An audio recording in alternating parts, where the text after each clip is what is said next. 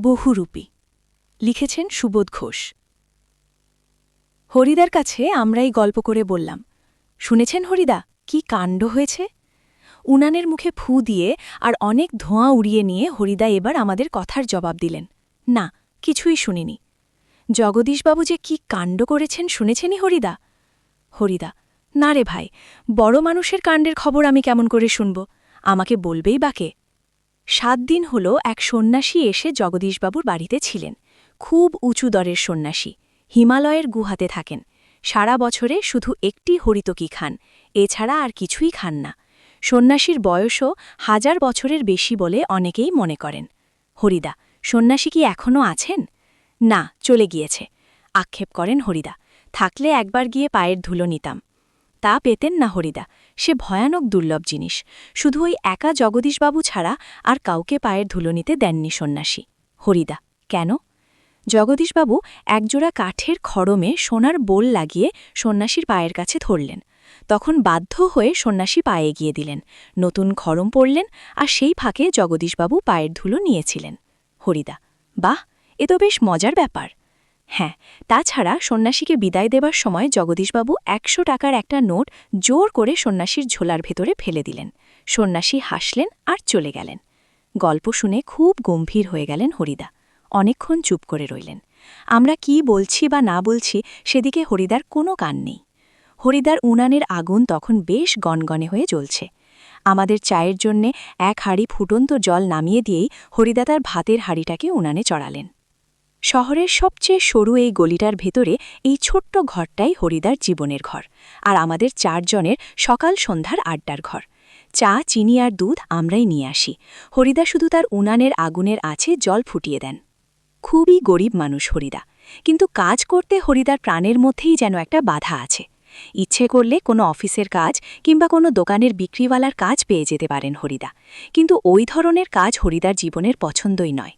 একেবারে ঘড়ির কাঁটার সামনে সময় বেঁধে দিয়ে আর নিয়ম করে নিয়ে রোজই একটা চাকরির কাজ করে যাওয়া হরিদার পক্ষে সম্ভব নয়। হরিদার উনানের হাঁড়িতে অনেক সময় শুধু জল ফোটে, ভাত ফোটে না। এই একঘেয়ে অভাবটাকে সহ্য করতে হরিদার আপত্তি নেই, কিন্তু একঘেয়ে কাজ করতে ভয়ানক আপত্তি। হরিদার জীবনে সত্যিই একটা নাটকীয় বৈচিত্র্য আছে, আর সেটাই যে হরিদার জীবনের পেশা।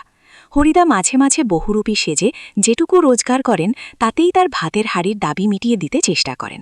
মাঝে মাঝে সত্যিই উপোস করেন হরিদা।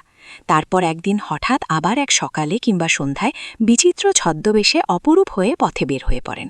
কেউ চিনতে পারে না। যারা চিনতে পারে 1 আনা 2 আনা বকশিস দেয়, যারা চিনতে পারে না তারা হয় কিছুই দেয় না কিংবা বিরক্ত হয়ে 2-1 পয়সা দিয়ে দেয়।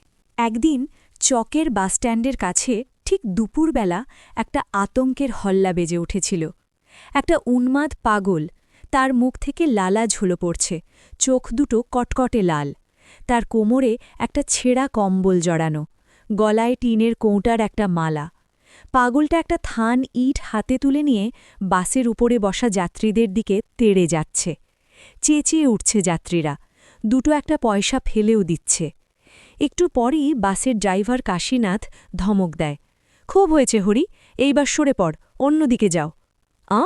ওটা কি একটা বহুরূপী? বাসের যাত্রীরা কেউ হাসে, কেউ বা বেশ বিরক্ত হয়, কেউ আবার বেশ বিস্মিত।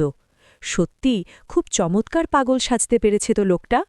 হরিদার জীবন এই রকম বহু রূপের খেলা দেখিয়েই একরকম চলে যাচ্ছে। এই শহরের জীবনে মাঝে মাঝে বেশ চমৎকার ঘটনা সৃষ্টি করেন বহুরূপী হরিদা। সন্ধ্যার আলো সবেমাত্র জ্বলেছে, দোকানে দোকানে লোকজনের ব্যস্ততা আর মুখরতাও জমে উঠেছে। হঠাৎ পথের উপর দিয়ে ঘুনুরের মিষ্টি শব্দ রুমঝুম করে বেজে বেজে চলে যেতে থাকে। এক রূপসী বাইজি প্রায় নাচতে নাচতে চলে যাচ্ছে। শহরে যারা নতুন এসেছে তারা 2 চোখ বড় করে তাকিয়ে থাকে, কিন্তু দোকানদার হেসে ফেলে, হরির কাণ্ড, এটা একটা বহুরূপী নাকি? কারো কারো মুগ্ধ চোখের মোহভঙ্গ হয়, আর যেন বেশ একটু হতাশ স্বরে প্রশ্ন করে ওঠে। বাইজির ছদ্মবেশে সেদিন হরিদার রোজগার মন্দ হয়নি। মোট 8 টাকা 10 আনা পেয়েছিলেন। আমরাও দেখেছিলাম একটা দোকানের সামনে গিয়ে দাঁড়াচ্ছে সেই রূপসী বাইজি, মুচকি হেসে আর চোখ টিপে একটা ফুল সাজিয়ে এগিয়ে দিচ্ছে। দোকানদারও হেসে ফেলে, আর একটা সিকি তুলে নিয়ে বাইজির হাতের ফুলসাজির উপর ফেলে দেয়। কোনোদিন বাউল, কোনোদিন কাপালিক, কখনো বোচকা কাঁধে বুড়ো কাবুলিওয়ালা, কখনো হ্যাটকোট পেন্টলুন পরা ফিরিঙ্গি কেরামিন শাহেন। একবার পুলিশ সেজে দয়ালবাবুর লিচু বাগানের ভেতরে দাঁড়িয়েছিলেন হরিদা। স্কুলের 4টে ছেলেকে ধরেছিলেন। ভয়ে কেঁদে ফেলেছিল ছেলেগুলো। আর স্কুলের মাস্টার এসে সেই নকল পুলিশ হরিদার কাছে ক্ষমা চেয়েছিলেন, এবারের মতো মাপ করে দিন ওদের। কিন্তু 8 আনা ঘুষ নিয়ে তারপর মাস্টারের অনুরোধ রক্ষা করেছিলেন সেই নকল পুলিশ হরিদা। পরদিন অবশ্য স্কুলের মাস্টারমশাইয়ের জানতে বাকি থাকেনি কাকে তিনি 8 আনা ঘুষ দিয়েছেন। কিন্তু মাস্টারমশাই একটুও রাগ করেননি, বরং একটু তারিফই করলেন। সত্যি খুব চমৎকার পুলিশ সেজেছিল হরি। আজ এখন কিন্তু আমরা ঠিক বুঝতে পারছি না হরিদা এত গম্ভীর হয়ে কি ভাবছে। সন্ন্যাসীর গল্পটা শুনে কি হরিদার মাথার মধ্যে নতুন কোনো মতলব ছটফট করে উঠেছে? ঠিকই, আমাদের সন্দেহ মিথ্যে নয়। হরিদা বললেন, আজ তোমাদের একটা জবর খেলা দেখাবো। আমাদের দেখে আপনার লাভ কি হরিদা?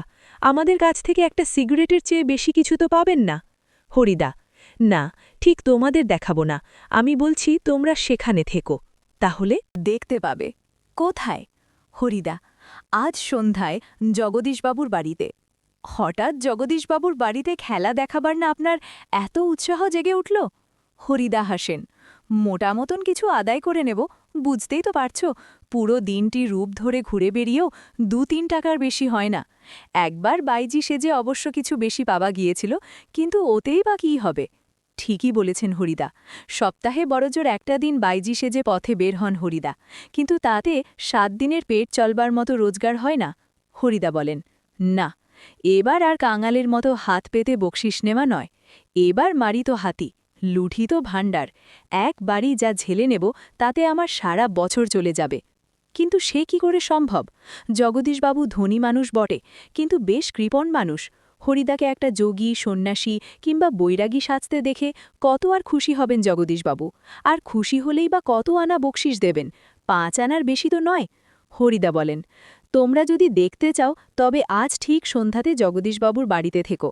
আমরা বললাম, থাকব, আমাদের স্পোর্টের চাঁদা নেবার জন্যে আজ ঠিক সন্ধ্যাতেই জগদীশবাবুর কাছে যাব। বড় চমৎকার আজকের এই সন্ধ্যার চেহারা। আমাদের শহরের গায়ে কতদিন তো চাঁদের আলো পড়েছে, কিন্তু কোনোদিন তাকে আজকের মতো এমন একটা স্নিগ্ধ ও শান্ত উজ্জ্বলতা কখনো চারদিকে এমন সুন্দর হয়ে ফুটে ওঠেনি। ফুরফুর করে বাতাস বইছে, জগদীশবাবুর বাড়ির বাগানের সব গাছের পাতাও ঝিরিঝিরি শব্দ করে কি যেন বলতে চাইছে।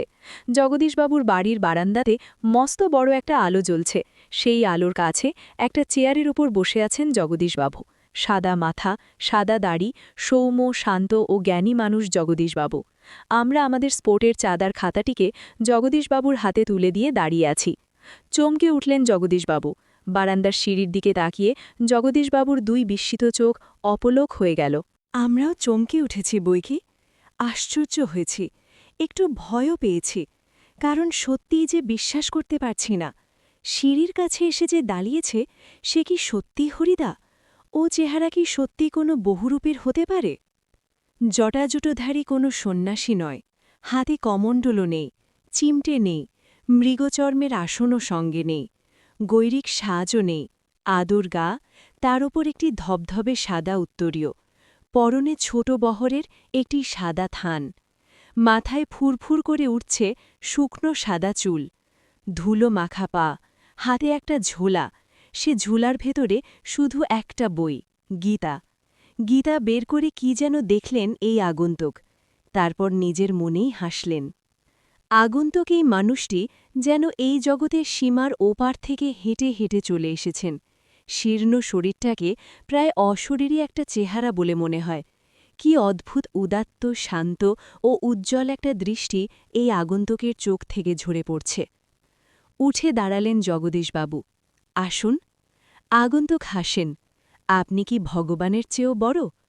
জগদীশবাবু কিছু ভেবে বলেন, কেন কেন আপনি একথা কেন বলছেন মহারাজ?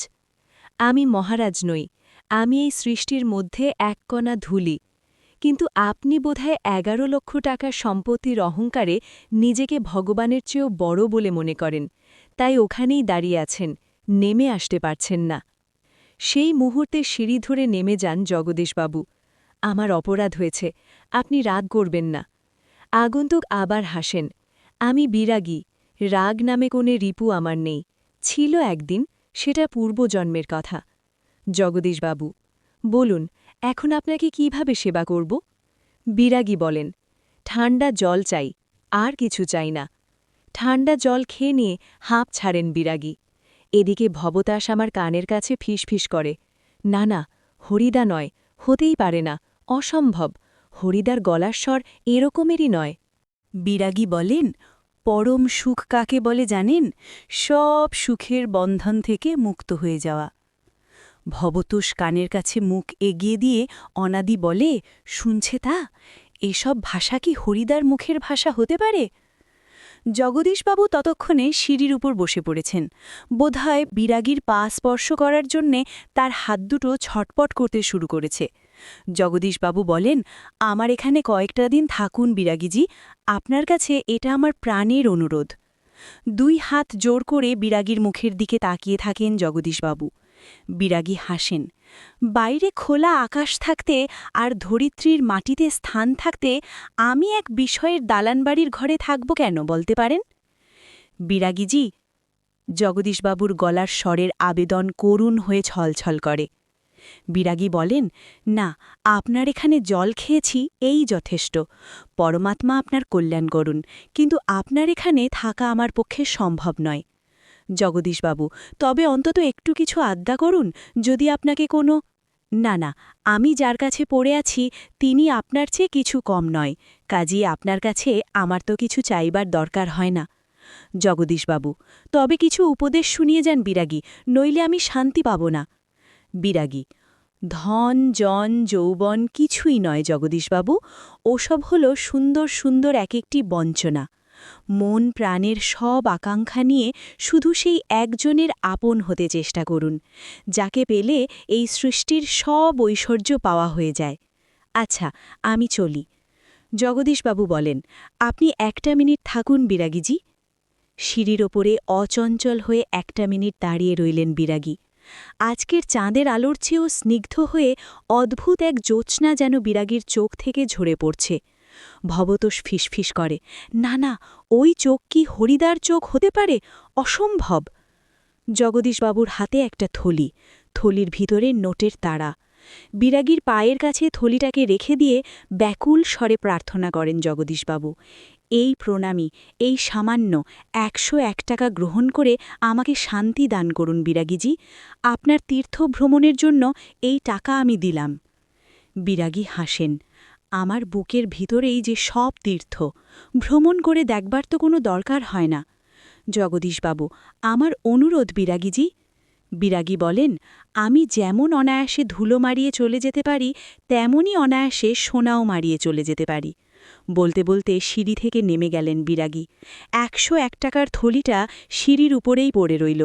সেদিকে ভুলেও একবার তাকালেন না বিরাগী। কি করছেন হরিদা? কি হলো? কই, আজ যে বলেছিলেন জবর খেলা দেখাবেন, সে কথা কি ভুলেই গেলেন? আজকের সন্ধেটা ঘরে বসেই কাটিয়ে দিলেন কেন? বলতে বলতে আমরা সবাই হরিদার ঘরের ভিতরে ঢুকলাম। হরিদার উনানের আগুন তখন বেশ গনগনে হয়ে জ্বলছে। উনানের ওপর হাঁড়িতে চাল ফুটছে, আর একটা বিড়ি ধরিয়ে নিয়ে হরিদা চুপ করে বসে আছেন। আমাদের দেখতে পেয়েই লজ্জিতভাবে হাসলেন। কি আশ্চর্য! চমকে ওঠে ভবতোষ। হরিদা, আপনি তাহলে সত্যিই বেরিয়েছিলেন? আপনিই বিরাগী? হরিদা হাসেন, না রে ভাই, ওই তো সেই সাদা উত্তরীয়টা পড়ে রয়েছে মাদুরের ওপর, আর সেই ঝোলাটা, আর সেই গীতা। অনাদি বলে, এটা কি কাণ্ড করলেন হরিদা? জগদীশবাবু তো 500 টাকা সাধলেন, অথচ আপনি একেবারে খাঁটি সন্ন্যাসীর মতো সব তুচ্ছ করে সরে পড়লেন। হরিদা, কি করব বলো, ইচ্ছেই হল না। শত হোক।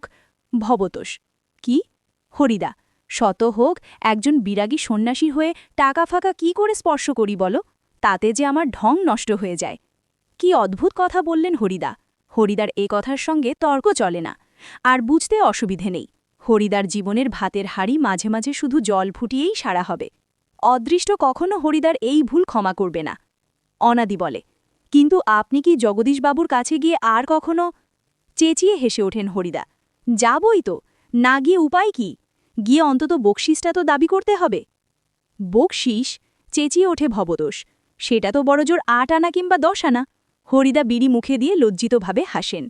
কি আর করা যাবে বলো, খাঁটি মানুষ তো নয়, এই বহুরূপীর জীবন এর চেয়ে বেশি কি আশা করতে পারে।